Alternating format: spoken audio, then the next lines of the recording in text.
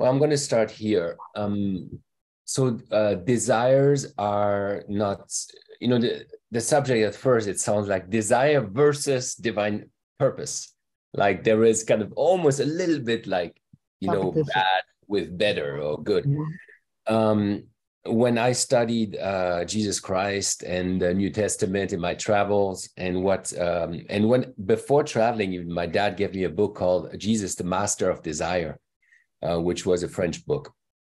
And it was clear to me that Jesus embraces those qualities, like I said earlier.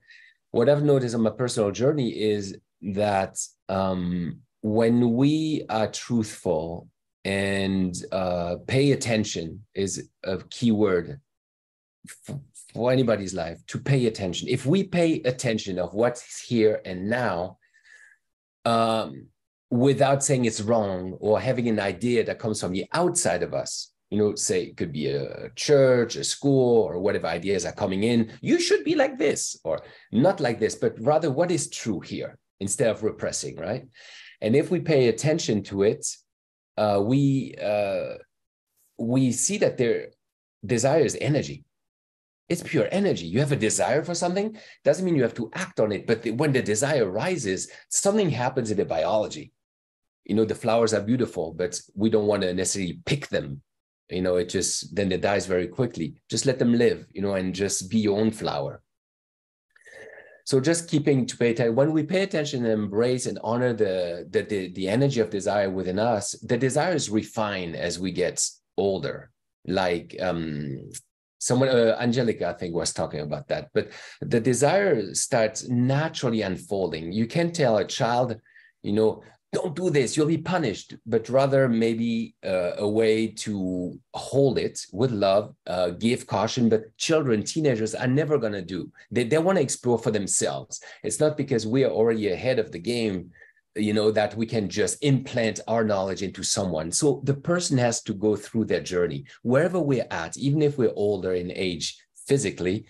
We may still haven't refined our desires, but when we're a child, it's just all about me, the desires. And is that wrong? If you tell a 2-year-old, it's always all about you. You should think of others. There's a natural progression, and to honor the life that God has given us with the conditions. And what we find, if we acknowledge the desires, not necessarily meaning to give in to them, but eventually our desire gets refined, purified, and there's a deeper and deeper longing for more. Like when I've satisfied all of my, I've eaten how many millions of meals in this lifetime. Do I want to do another million, or do I want to maybe explore what it will be like to not eat for a while, for example? So there's a curiosity also of going deeper. And when we go deep enough, everybody of us, I've worked with thousands of people, one-on-one and in groups, and everyone has found God as a result of paying attention.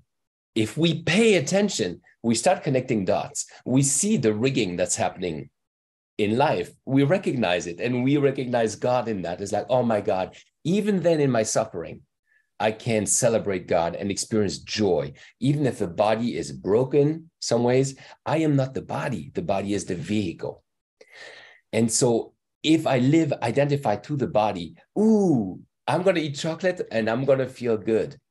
There's nothing wrong with eating chocolate. And it's a temporary relief of, something else. I believe that there is a hole in all of us that until we find God as like the perfect puzzle piece that fits right there, we'll always be looking for something outside of ourselves. It can be in a relationship, or like, we said examples earlier, fame, success, money. But those, like Angelika was saying, are just strategies to meet a deeper need, a deeper want, like Angelika was saying. Why do you want the things you want? I think she's pointing to this, what's behind the strategies. Like, for example, when I have a partner, a true love, for example, which I desired very much, when I have that, I'll be happy. Well, what do I want? Like Angelika was saying, I want to feel good. I want to feel happy, for example. Do I have to wait until this happens, or can I find that relationship with God, with the divine, with the Holy Spirit, with Source, with something that's alive in me? We all have that spark. If we pay attention, we go deep enough, that spark will be there. And the more we pay attention, it becomes like a fire, and it starts raging. It's truly non-conditional.